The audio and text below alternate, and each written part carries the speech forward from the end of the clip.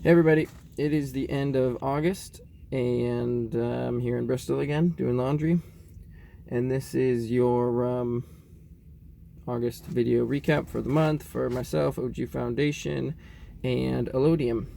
OG Foundation being my Allodium, and Capital Allodium being the cooperative of sovereigns that has formed a state, and the territory of which is my Allodium, which was staked to the cooperative sovereign state of Allodium enclave within Vermont. Boom, there's got it all out. In the last month, I have been working primarily on the infrastructure of OG Foundation, the gate tower, finishing insulating it so that it can be a livable structure through 4 seasons. So currently, the one residential space that can sustain maybe 3 or 4 people is the only 4-season structure. So I'm working on building another 4-season structure, or insulating the gate tower, which can sustain another 2 people potentially. And then the entry hall, I'm going to put a loft in there, so it could be like a 3-season living kind of space, and at least sleeping space in one part of it. So I've been working on those 2, primarily doing insulation, doing a lot of mortar work. I'm just about finished with insulating the gate tower, and hopefully in the next couple of weeks that will be done. And I've started on closing in the holes of the entry hall. So there's basically 4 different archway openings and then 4 different window openings. And so far I've closed up 1 of the arches and 2 of the windows. So I have 2 more windows to figure out and 3 more archways to figure out in order to seal that place off. And I'm hoping all of that will be done in the following month, in September. The abundance of the foundation is coming into and came into season and is now fully in season, where there's abundance of all sorts of fruit and vegetables and eggs, and I'm eating probably at this point 80% roughly of my food is coming from the foundation, leaving the only expenses of the Starlink and the phone. So probably down to about $200 monthly expenses overall, if you didn't include the build, the money that I'm putting into the build resources. So $200 a month, if that's a sustainable rate of expenses, then that means yearly you only really need $2,500 to survive. And if you think about that, instead of, a lot of people think of a goal to increase their income, but if they decrease how much they need to spend, then they need less income, and the income that they do make can go towards things that they want. So say I have revenue of $5,000 a year. If my expenses are $2,500 a year, then that's $2,500 of profit beyond expenses. So some people, they might make $80,000 a year and have less than $2,500 left over at the end of the year, because they have their expenses rise to match their income. So that's my primary advice for investing. It's to eliminate your expenses, and that's on the goal of being as sustainable as possible. If I didn't need the dollar at all, then I would completely ditch it, and whenever I would get it, I would just convert it into things that actually have value, like precious metals or cryptocurrency. So that's pretty much the majority of what's all gone on at the foundation physically. And then in relation to Allodium, I guess there's not a whole lot more that has happened than that. The developing the foundation helps to develop Allodium, because that's the property upon the territory which is Allodium. So the big thing is that the reserves of Allodium in the last month, I think it all happened in the last month, or I have basically positioned the reserves of Allodium to be roughly to avoid disclosing too much, something like a 4-to-1 ratio of metals to cryptocurrency. So Allodium has its reserves primarily in gold, and the gold is now secured in OG Foundation.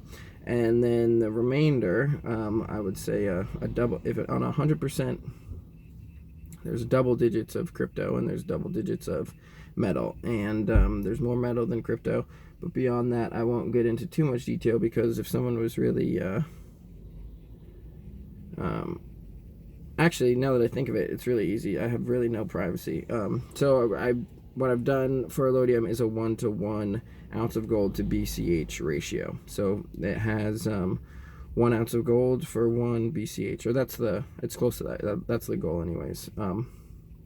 That seems like a really solid ratio, where if BCH happened to go way down on the short term because there's all sorts of financial calamities or for some unknown reason, then the gold would be secured, and then most likely the gold will just sit there and be reserves, and the Bitcoin Cash will accumulate like 1,000x over the next several years, because if Bitcoin Cash becomes the global reserve currency, or the global, then 1,000x, it's going to be between 1,000x and 10,000x as far as orders of magnitude of how far it can grow.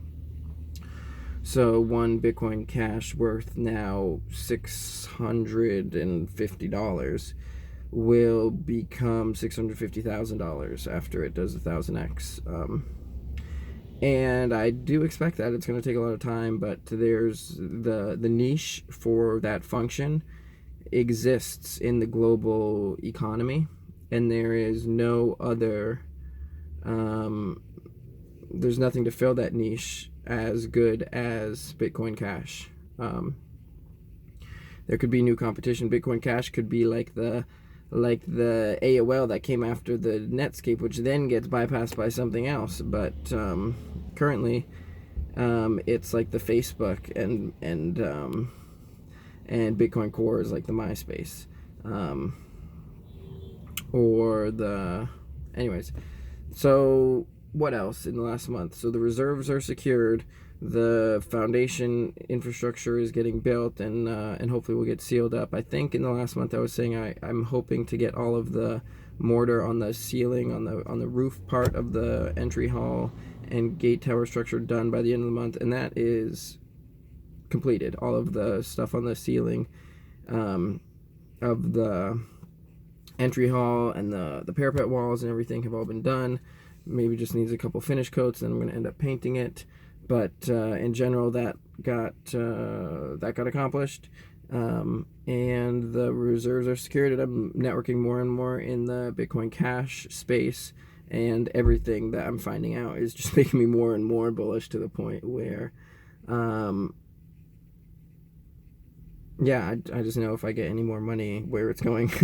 Or no, I even said that wrong. If I get more dollars, more debt-based currency, I know I will convert it into money, which is Bitcoin Cash. So that's another thing that I'm working on, is actually I need to make the transition of thinking of valuing things in terms of Bitcoin Cash as opposed to in terms of dollars. So I'm having to do these calculations, and I'm making posts and defining words and terms in order to reach that goal of using Bitcoin Cash as the value metric. And then the Allodium appreciation tokens will get hosted on the Bitcoin Cash blockchain. They've got a couple different ways to do it. I'm still figuring out the best way to do it, but that is going to end up happening. So Allodium's currency will be tied to the fate of Bitcoin Cash in some way, but it's not like it's dependent. If something happened with Bitcoin Cash, we'll gain all the benefits with none of the risk, because if something ever happens, we still have our own independent ledger, which isn't dependent upon technology even.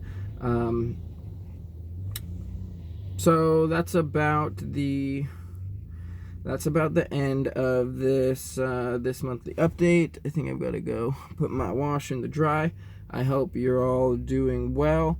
Another thing that happened is basically the Fed speech at Jackson Hole. They made it clear that everything's kind of in line with my forecast that it's going to be highly hyperinflationary for the next month until the next big date is the mid-month CPI numbers. So if the next month's CPI numbers in September come in really hot, then the Fed could be forced to act, and that would cause the events that that I have been kind of warning about and preparing for.